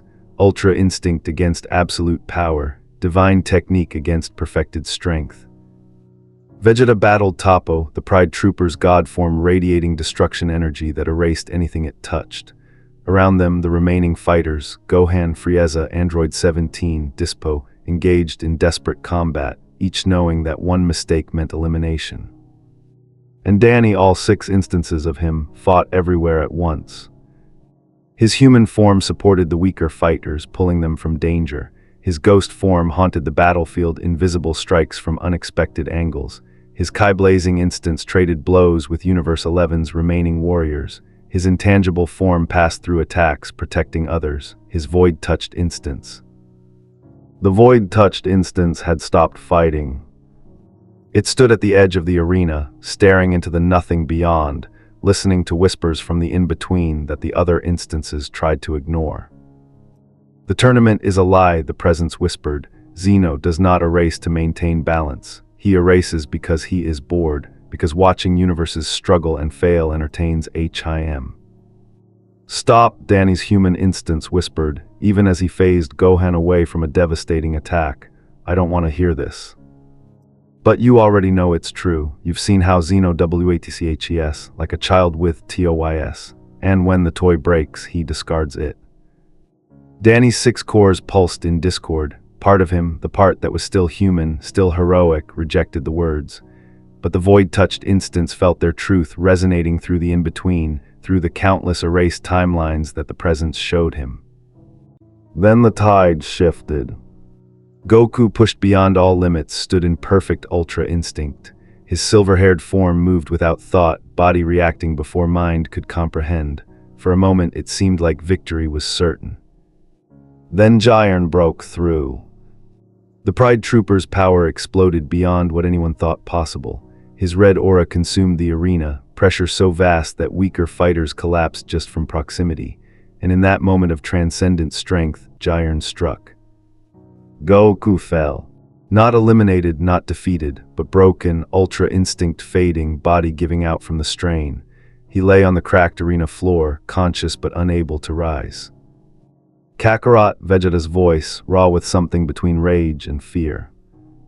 But Vegeta was pinned down by Toppo's destruction energy, unable to help. Gohan was fighting 3 Universe 11 warriors simultaneously. Frieza was barely holding his own against Dispo's impossible speed. Universe 7 was losing. And the clock showed 3 minutes remaining. Danny felt it crystallize, the mathematical certainty of defeat. Even with all 6 of his instances fighting, they couldn't turn this tide. Universe 11 had too many fighters, too much power, too much coordination. In 3 minutes, Universe 7 would lose. And everyone Danny had come to care for, Goku's impossible optimism, Vegeta's fierce pride, Gohan's gentle strength, Piccolo's stern wisdom, all of them would be erased. There is another option, the presence whispered through his void-touched instance. No, all 6 Dannys said together. You know what you are now, 6 instances of impossible existence held together by spectral energy. If you released that coherence, if you allowed yourself to truly fracture. I'd take everyone with me, Danny finished. The void would consume the tournament, maybe all of reality. Or you could direct it, channel it, use your dissolution as a weapon. Danny's human instance looked at Goku, struggling to rise, at Gohan fighting desperately, at Vegeta trapped by a god's power, at all the people who had given him a chance when his own universe was gone. If I fracture, Danny asked quietly, what happens to me? You become part of the in-between, scattered across infinite timelines, not alive, not dead, not erased, simply distributed. Forever. There is no forever in the in-between. Time is meaningless there. You would experience all moments simultaneously, past, present, future, erased, possible. Your consciousness would exist across every version of reality at once. It was a fate worse than death, worse than erasure. Eternal, fragmented existence as a witness to all possible timelines, able to affect none of them. But it would save Universe 7. Danny looked at his 6 hands, each one flickering with different energy, thought about Jazz and Sam and D. Tucker, already gone when his universe collapsed, thought about his parents, who had never known what their son had become. Thought about how, in this universe, he'd found something like a second chance. And realized he was about to throw it away. There has to be another way, Danny's ghost instance said desperately. But his void-touched instance knew the truth, there wasn't. Then Jiren appeared in front of him, all 6 instances simultaneously. The Pride Trooper's power was overwhelming, absolute, a wall of red energy that could shatter planets. I heard you talking, Jiren said quietly. To whatever exists in that void you touch, it's offering you power, isn't it? Offering you a way to win. Danny didn't deny it. Don't, Jiren said, and the word carried unexpected weight. I've walked that path, accepted power from sources I didn't understand, sacrificed parts of myself to become stronger, and every time I lost something I couldn't get back. His eyes met Danny's, all 6 pairs. You're young, traumatized, desperate to save people, but this kind of sacrifice doesn't end in heroism. It ends in becoming something that wishes it had died when it had the chance. Then what do I do? Danny asked. Watch Universe 7 lose, watch everyone get erased. You fight, Jiren said simply, until you can't, and if you lose knowing you tried everything that didn't cost your soul. It was the most human thing Danny had heard from the Pride Trooper. And it crystallized something in Danny's fractured mind. A decision that was somehow both impossible and inevitable. You're right, Danny said through all 6 mouths. I shouldn't sacrifice myself to the void. Jiren nodded, relieved. I should sacrifice myself to Zeno instead. The Pride Trooper's eyes widened. What? But Danny was already moving. All 6 instances converged, merging back together in a burst of spectral energy. The human, the ghost, the Kai-blazing, the intangible, the void-touched, and the 6th, all folding into a single coherent form that burned with combined power. And Danny Phantom flew upward. Past the fighting, past the arena, toward the throne where Zeno sat, watching the tournament with those 2 wide eyes. The Grand Priest moved to intercept, but Danny phased through his attempt to restrain, intangibility and determination carrying him forward. Lord Zeno, Danny's voice echoed across the world of void, I have something to offer. The entire tournament stopped. Every fighter frozen in shock, every god watching with sudden attention. The Grand Priest's eyes narrowed with calculation. And Zeno tilted his head, curious. Ooh, what is it? Danny landed on the edge of the divine platform, kneeling before the child god. Up close, Zeno's power was indescribable, not a presence but an absence, a void that could swallow existence itself. I'm the anomaly, Danny said, his voice steady despite the terror flooding through him. The glitch, the one who doesn't belong in this multiverse. I know the tournament has been complicated because of me. The void I access, the in-between, the displaced fighters, all of it stems from my existence. That's true, Zeno agreed cheerfully. You're very weird, I like it. Then I propose a trade, Danny continued. Take me instead, erase me, truly erase me, not just eliminate and spare Universe 7. They're losing because I've been more liability than asset, but without me they could. No, Goku's voice, weak but determined. The Saiyan had risen somehow, was staggering toward the platform. Danny, don't do this, don't. It's already done, Danny interrupted. Lord Zeno, do you accept my erasure for Universe 7's victory? Zeno looked at him with those ancient, childlike eyes. That's not how the tournament works. I can't just change the rules because someone asks. Danny's heart sank. But Zeno continued, smile widening. I can make an exception, because you're interesting, and I want to see what happens when I erase something that's already half erased. The Grand Priest stepped forward. My lord, perhaps we should consider. I've decided, Zeno clapped his hands. Tournament over, Universe 7 wins because the half offered himself as payment. Reality shuddered. The remaining fighters looked around in confusion. Jiren's expression twisted with something between rage and respect. Toppo deactivated his god form, accepting defeat with quiet dignity. And the Grand Priest looked at Danny with something almost like pity. "You understand what you've done?" the angel asked quietly. "Zeno's erasure is absolute. There will be nothing left of you. Not in this universe, not in the in-between, not anywhere. You will cease to have ever existed." "Will Universe 7 survive?" Danny asked. "Yes, then I understand." Goku reached the platform, grabbed Danny's shoulder. "There has to be another way. I can still fight, I can." "You already gave everything," Danny said gently. "Let me give something too." He looked at the Sai. Yan, who had shown him kindness in a foreign universe. "Thank you for training me, for treating me like I belonged." Vegeta appeared beside Goku, breathing hard from his battle. For once the prince was silent, jaw clenched with emotion he wouldn't voice. Gohan landed next, eyes wet. "Danny, you don't have to." "Yeah," Danny interrupted. "I do, because this is what heroes do, right? We protect people, even when it costs everything." Frieza was the last to arrive, touching down with casual grace despite his injuries. How theatrical, the half-dead child playing martyr, but his voice lacked its usual mockery. "For what it's worth, Anomaly, you fought better than I expected." Danny smiled. "That's probably the nicest thing you've ever said to anyone."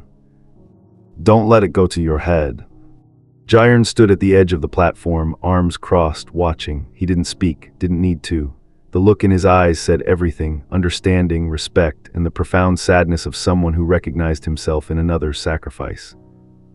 "Okay," Zeno announced, standing up on his throne. "Everyone ready? I'm going to erase the Haffa now." Danny took a breath he didn't need, looked one last time at the fighters who had become something like friends, at the universe he'd helped save. And nodded. "I'm ready." Zeno raised both hands. And Danny Phantom felt the erasure begin. Erasure was not like death. Death was a transition, a change of state, a door from one existence to another. Danny had died once before, knew that dance intimately. This was different. Zeno's erasure worked backward through time. Danny felt himself being unmade, not from the present toward the past, but from the foundational moment of his existence forward.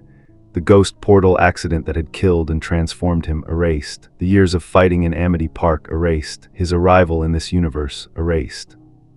He was being deleted from causality itself. And it should have been clean, should have been instant. A child god's power removing an error from reality's code. But Danny Phantom was not a simple error.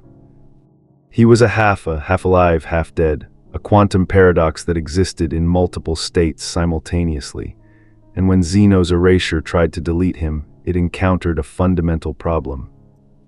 You cannot erase something that is already half erased. Danny felt the paradox ignite. His human half dissolved under Zeno's power, matter and memory returning to non-existence. But his ghost half, the part of him that was already dead, already outside normal causality, resisted.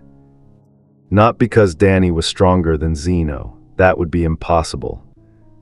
But because ghost energy, ectoplasm, the fundamental substance of the dead, operated on rules that even Omnikings couldn't fully comprehend. You couldn't kill what was already dead. And you couldn't erase what existed outside linear time. The conflict between Zeno's absolute erasure and Danny's paradoxical existence created something new.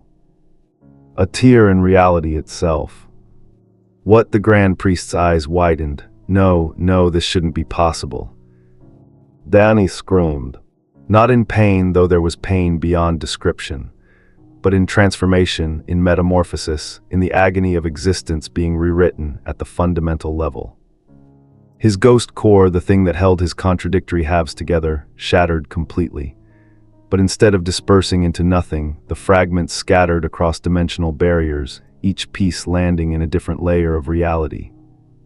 One in the world of void, one in active universe 7, one in the in-between, one in timelines that had been erased, one in futures that hadn't happened yet. and one. One fell into the space beyond the Grand Priest's sight, into the realm where the presence lived, into the void that even Zeno's power couldn't reach. And through those scattered fragments, Danny's consciousness expanded. He saw everything.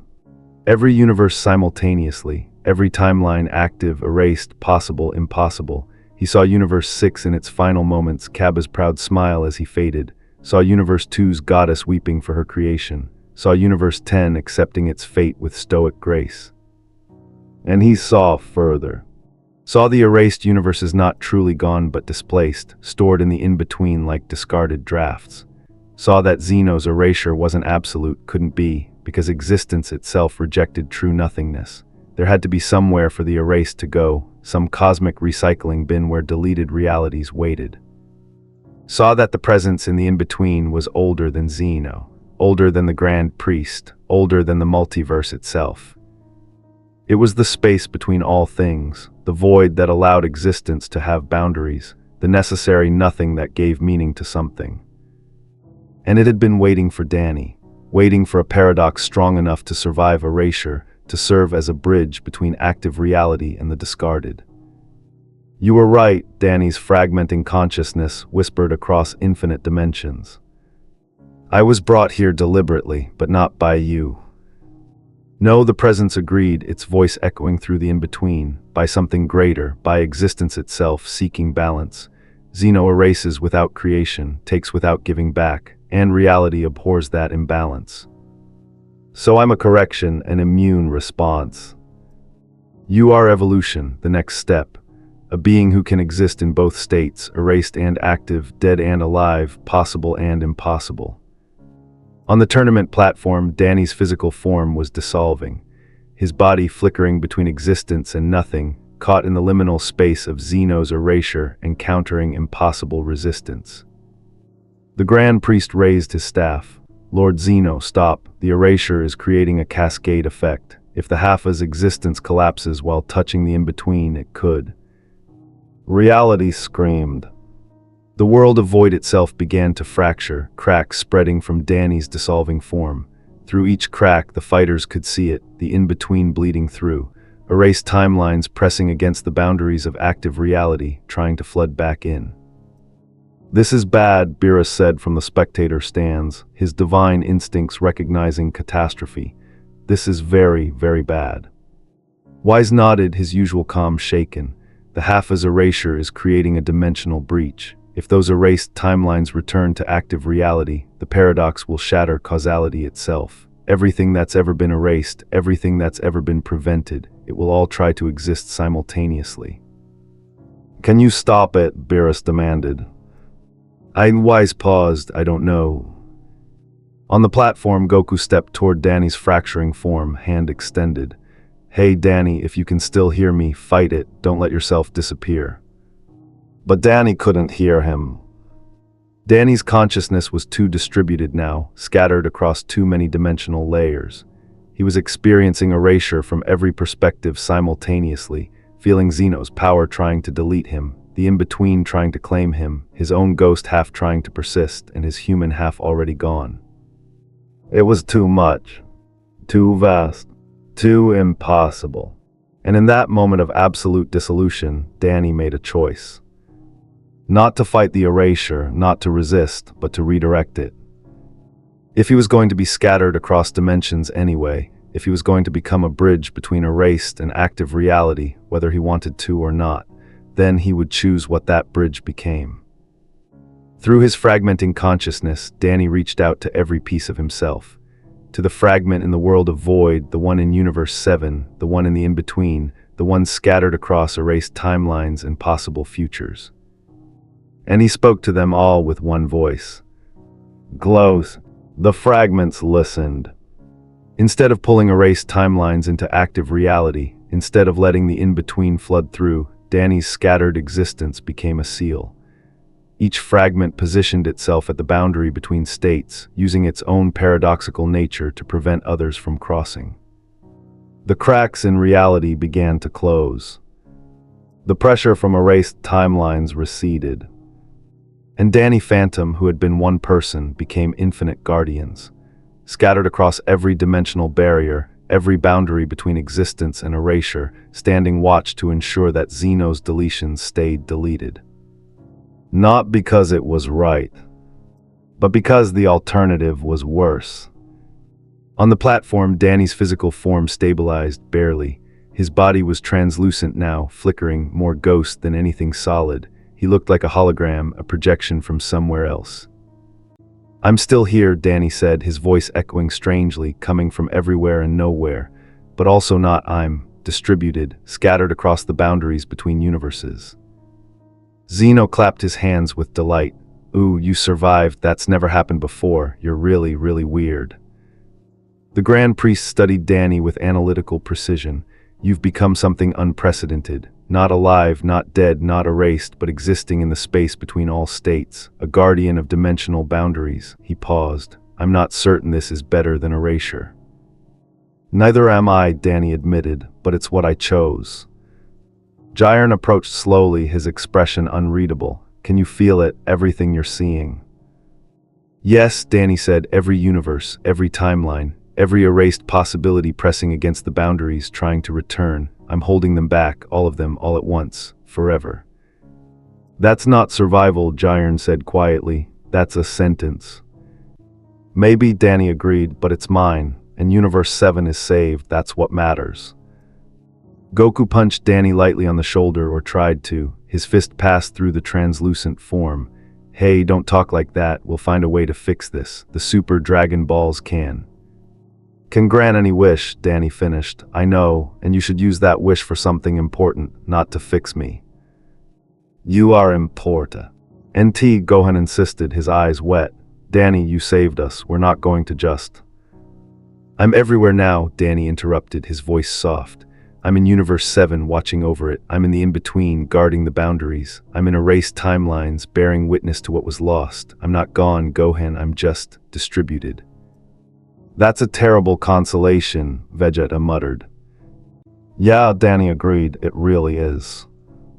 The Grand Priest cleared his throat. "The tournament is concluded. Universe 7 has won. The remaining universes will be spared erasure." He looked at Danny. "And the Haffa will serve as guardian of the boundaries between states. This outcome is acceptable to Lord Zeno." Zeno nodded enthusiastically. "Yes, it was fun, and now there's a weird ghost thing watching everything. I like it." The tournament dissolved. Fighters returned to their universes. Gods and angels departed. The world of void emptied, leaving only the Grand Priest and the scattered fragments of Danny Phantom. "You understand what you've become?" the Grand Priest asked quietly. "I think so," Danny said. "I'm not a person anymore. I'm a function. A cosmic process that maintains the boundaries between existence and erasure." "Can you still think, still feel?" "Yes, that's the worst part. I'm conscious of everything all the time in every dimension. I can't sleep, can't rest, can't stop witnessing." "That's a heavy burden." "Yeah," Danny said, "but someone has to carry it. Might as well be the kid who was already dead anyway." The Grand Priest bowed slightly, a gesture of respect from an angel to a guardian. "If you need anything, call out across the boundaries. I will hear you." Then he too departed. And Danny Phantom, scattered across infinite dimensions, began his eternal watch. Time passed strangely for the being that had been Danny Phantom. In Universe 7, 7 days went by. In the in-between, 7 eternities. In erased timelines, time didn't pass at all. It simply was, frozen in the moment of deletion, pressing eternally against the boundaries that Danny's fragments maintained. The Universe 7 fighters tried to continue normally, tried to celebrate their victory, to return to their lives. But they felt him. Goku would be training and suddenly sense a presence, cold, familiar, sad, and know that somewhere across dimensional layers, Danny was watching. Not invasively, not intentionally, but because his scattered consciousness couldn't help but touch the universe he'd saved. Vegeta would wake in the night, feeling eyes on him, and see nothing, but he'd know, would sense the guardian of boundaries maintaining his vigil. Gohan would look up from his studies and see, just for a moment, a translucent figure in the corner of his vision. Danny's ghost, echoing across reality, unable to fully leave the universe he'd protected. It's not fair, Gohan told Piccolo one afternoon, standing on the lookout. He saved us all, and his reward is eternal isolation, eternal watching. That's not heroism, that's punishment. Piccolo nodded slowly. The best heroes rarely get the endings they deserve, but he's still here in a way, still protecting us. Is that supposed to make me feel better?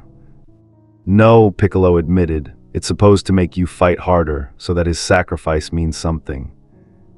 In the realm of the Supreme Kai, Beerus was having a similar conversation with Wise. Can't you do something? The god of destruction demanded. You're an angel, you've got all that cosmic power, can't you pull the kid back together? I'm afraid not, Wise said, his usual smile dimmed. Danny's existence is now fundamental to multiversal structure. His fragments serve as the seals between active reality and erased timelines. Removing him would be like removing the walls of a dam. Everything he's holding back would flood through. So he's stuck like that forever. Unless something changes at a fundamental level, yes. Beerus growled, I don't like it, he's just a kid. Half dead or not, he's still just a kid who got pulled into something way bigger than him. Most heroes are, Wise observed. On Earth, Master Roshi stood on a beach, looking out at the sunset. He felt the cold presence and spoke to it, even though he knew Danny couldn't respond in any meaningful way. You know, kid, I've lived a long time, seen a lot of heroes come and go, and the thing about real heroism, it's never clean, never perfect, it always costs something you didn't want to pay. He took a sip of his drink. But you did good, saved a whole universe, that's something to be proud of, even if the price was too high. The cold presence pulsed, not quite acknowledgement, but not quite not. In hell, Frieza felt the echo too. The Emperor sat on his throne, contemplating his forced cooperation during the tournament, and smiled at the presence he could sense hovering at reality's edges. Still watching Anomaly, he asked the empty air. Still serving as the multiverse's guardian, how does it F? Eel being everywhere and nowhere simultaneously. He paused. Don't answer, I know you can't, but I'll tell you this. You were the most interesting thing about that entire tournament. The rest of us were just playing at power. You actually became something new. The presence flickered, carrying a weight of sadness so profound that even Frieza felt it. Yes, well, the Emperor continued softly. Power always has a price. I've paid mine in deaths and resurrections. You're paying yours in existence itself. I suppose that makes us even. But the most profound encounter happened 7 days after the tournament, when Jiren finally spoke. The Pride Trooper stood in Universe 11's meditation chamber, alone, his eyes closed. But he could feel the boundaries between universes, could sense the scattered fragments of Danny Phantom maintaining their eternal vigil. I told you not to sacrifice yourself, Jiren said quietly. Told you it wouldn't end in heroism, that it would end in becoming something that wishes it had died when it had the chance. The cold presence coalesced, stronger here than in Universe 7. A translucent figure appeared before Jiren, Danny's ghost, barely visible, barely present. I remember, Danny's echo whispered, his voice coming from far away, but you were wrong about one thing. What's that? I don't wish I died, I just wish, the ghost flickered. I wish it didn't have to be this lonely. Jiren opened his eyes, looking directly at the translucent form. You're experiencing all of existence simultaneously, watching every universe, every timeline, every erased possibility. That's beyond lonely, that's cosmic isolation. Yeah, Danny agreed, but someone has to do it. Someone has to guard the boundaries, keep the erased timelines from bleeding back in, if I wasn't here. Someone else would be found, Jiren interrupted. The Grand Priest would have created a solution. You weren't necessary, you just volunteered. Then I guess that makes me an idiot. No, Jiren said quietly, it makes you a hero. The kind I've spent my entire life trying to be and never quite managed. The ghost looked at him with surprise. You're the strongest mortal in the multiverse. You've saved countless lives. How are you not? Because I fight out of fear, Jiren said, the admission clearly painful. Fear of losing people again, fear of being weak, fear of the chaos that took everything from me. But you, he gestured to the translucent form, you sacrificed yourself out of love to protect people you'd known for days. That's heroism I can't replicate. Danny's echo was silent for a long moment. Then, I was terrified, am terrified. this existence watching everything, feeling the erased timelines pressing against the boundaries, knowing I can never rest, it's more than I can handle. And yet you handle it anyway. Because I have to. That's what makes it heroism, Jiren said. Not that you're unafraid, but that you're terrified and do it anyway. The ghost flickered, starting to fade. I can't hold this form much longer. My consciousness is too distributed, but thank you for understanding. When you need strength, Jiren said, when the isolation becomes too much, reach out. I'll feel you across the dimensional boundaries. You won't be completely alone.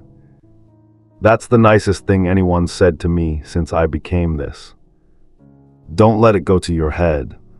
The ghost smiled, a real smile, the first in days, and dissolved back into the boundaries between universes. But something had changed. Jiren could feel it. The presence was still sad, still lonely, still bearing an impossible burden. But slightly less alone. In Universe 7, 3 days later, the Z-Fighters gathered the Super Dragon Balls. They debated long and hard about what to wish for: restore the erased universes, give themselves ultimate power, undo the tournament entirely. But in the end, Goku made the decision. I wish, he said to the Eternal Dragon, for all the erased universes to be restored, and he paused, looking at the empty air where he could sense Danny's presence. For the Haffa to be given the strength to bear his burden, not removed from it. I know he's necessary where he is, but strength, support, whatever it takes so he's not suffering every moment.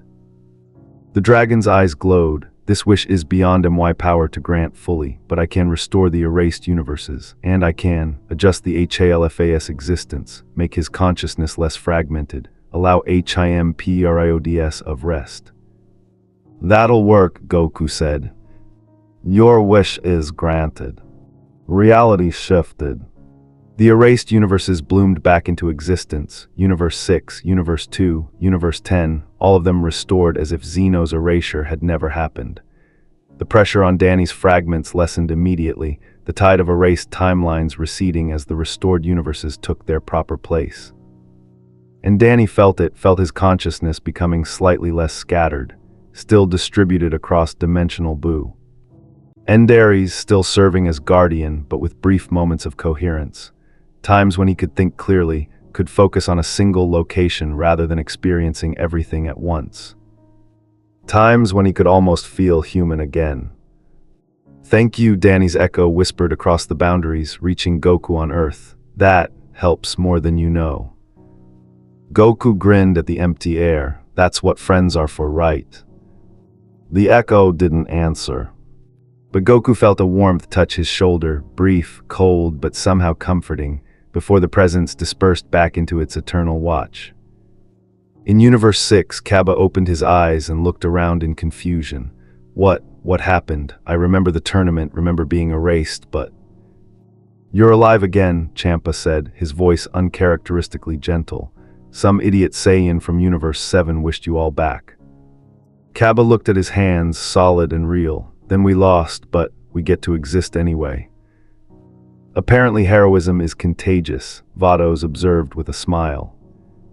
Across all the restored universes, similar scenes played out. Gods and mortals awakening from erasure, given a second chance by a wish made in kindness rather than self-interest. And through it all, Danny Phantom watched. No longer entirely alone, no longer entirely suffering. But still trapped in his role as guardian of boundaries, witness to existence, the boy who had died twice and become something beyond either state. The echo of the Haffa reverberating through the multiverse. Forever. There are places in the multiverse where the boundaries blur. Spaces between universes where reality grows thin, moments between seconds where time stutters, the gaps in causality where cause and effect lose their certainty. And in all these places, Danny Phantom existed. Not as he had been, not as a half-ghost boy from Amity Park, not even as a tournament fighter pushing his limits, but as something fundamental to the structure of existence itself. A guardian, a seal, a bridge that kept erased possibilities from flooding back into active reality. Most of the time, his consciousness was too distributed to think coherently. He existed as pure function, pure purpose, maintaining the boundaries, watching the membranes between dimensions, ensuring that what Zeno had deleted stayed deleted. But sometimes, in the brief moments of coherence the Super Dragon Balls had granted him, Danny could think, could remember, could feel. And in one of those moments, he felt something new. A presence approaching the boundaries, not trying to cross, just reaching out, touching the edges of the in-between. Danny focused what coherence he had, and found himself looking at a familiar face. Gohan stood in a meditation pose, eyes closed, his Kai extended beyond normal limits. He was deliberately reaching across dimensional boundaries, searching for something. Searching for Danny. I don't know if you can hear me, Gohan said quietly, or if this is just me talking to myself, but I wanted to try. Danny coalesced a fragment of his consciousness, forming a translucent echo just visible to Gohan's extended senses. I can hear you, the ghost whispered. Gohan's eyes opened, focusing on the barely visible form. You're really there, I wasn't sure if, he trailed off. How are you doing? And don't say fine, I can feel the strain from here. Danny's echo flickered. It's manageable, the wish helped, I can rest sometimes now, can focus, but it's still, he searched for words. It's still like being everywhere and nowhere at once, like experiencing every moment of existence simultaneously while belonging to none of them. That sounds terrible. Yeah, Danny agreed, but someone has to do it, and I'm already dead anyway, so. That's not funny. Wasn't trying to be. Gohan sat down cross-legged, maintaining his connection to the boundaries. I've been studying dimensional theory, trying to understand what you've become, and I think, he paused, I think you're not just guarding the boundaries, you're healing them. What do you mean? The gaps between universes, the tears in reality caused by Zeno's erasures, you're not just preventing erased timelines from bleeding through, you're sealing the damage, making the multiverse more stable. Gohan's expression was intense. Without you, reality itself might have started to fracture. Danny absorbed that, so I'm cosmic duct tape. Your fundamental infrastructure, Gohan corrected, and that means you're not expendable, not just a sacrifice, you're necessary. I'm not sure that makes me feel better. It should, Gohan insisted, because it means your existence has purpose. You're not trapped in meaningless suffering, you're performing a function that keeps all of existence coherent. Still trapped, though. Yeah, Gohan admitted, still trapped. They sat in silence, one in physical reality, one scattered across dimensional boundaries, just being present with each other. Then Danny asked the question. And that had been haunting him. Do you think I made the right choice, offering myself to Zeno?